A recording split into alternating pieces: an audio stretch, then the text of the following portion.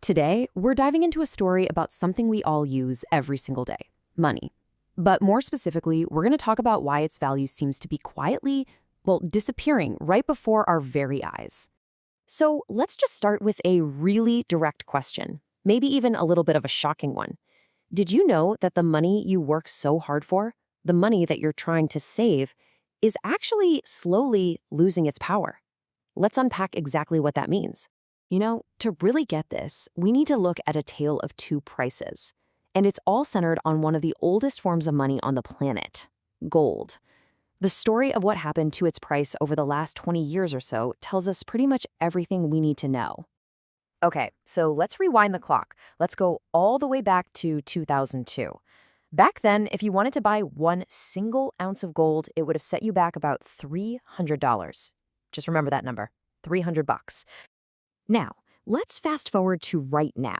That exact same ounce of gold, today, it costs around $4,500. I mean, that's not just a small jump, is it? That is an absolutely massive leap.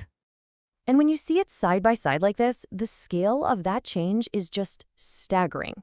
The price from 2002 barely even registers compared to today's price. It really puts that massive shift into a very clear visual perspective.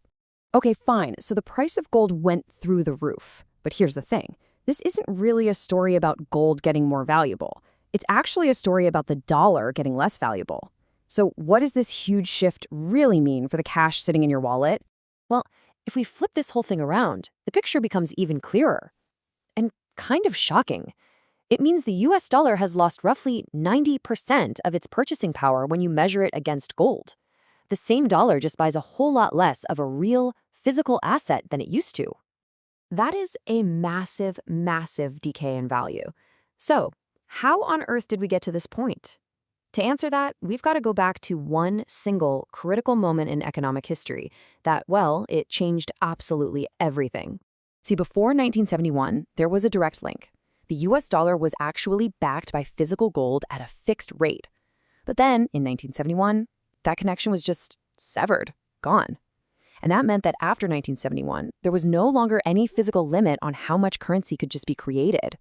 And that one decision basically fired up what you can think of as an unlimited printing press. With the dollar no longer anchored to something real, like gold, the main thing stopping the creation of new money was just removed. And this kicks off a really simple, totally predictable cycle. First, more money gets printed and enters the economy. Naturally, this increases the total supply of money, and it's just basic economics, right? When the supply of something goes up, its individual value tends to go down. And the result?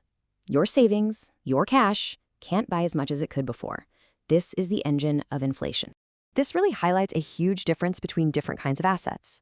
On one side, you have currencies, dollars, rupees, euros, that can basically be created out of thin air. But on the other side, you have things that are finite, like gold or real estate. You can't just print more land, right? And that scarcity is exactly what helps them hold on to their value over the long haul. So that's the mechanics of how we got here. But what's really important is what all of this means for the future and for the choices you make with your own money starting today. And it doesn't really look like this trend is slowing down. You have major financial institutions, we're talking giants like JPMorgan and UBS, making predictions that gold could keep right on climbing, maybe even reaching $6,000 an ounce or more. So look, here's the crucial point to take away from all this. It's not really just about the price of gold going up. It's about a fundamental principle. As long as this cycle of inflation keeps going, the value of any cash you have just sitting around is constantly at risk of being chipped away. Which brings us right back to that final and honestly most important question. This isn't about predicting the future. It's about understanding what's happening right now. We can see inflation is a powerful force. So the real question for you is, what is your money doing to keep up?